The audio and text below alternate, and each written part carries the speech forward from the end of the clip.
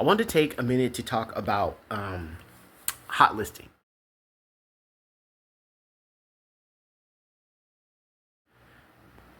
So, for those of you who aren't familiar with what a hot list is a list of patients. Now, the number of patients on the list are disclosed.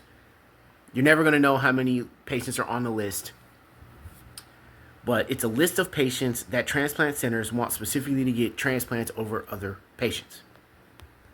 For whatever reasoning they have, like they just want these particular patients to get transplants first.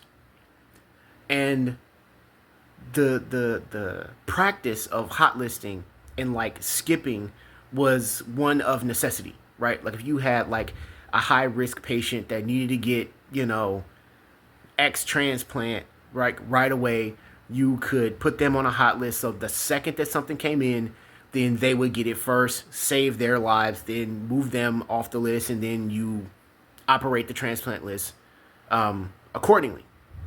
But over the years, hot listing and skipping have now become more and more prevalent on transplant lists. It's become a normal practice.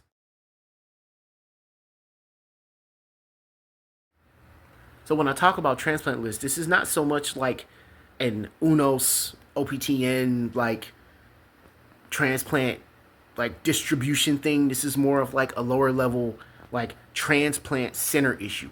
You see a lot of this within like the local transplant center issue of them doing this. And where UNOS and like OPTN and these like governing bodies like HRSA, they try to regulate and govern these things, but like they can't catch everything. And like this stuff still bleeds through and it still happens and it takes place.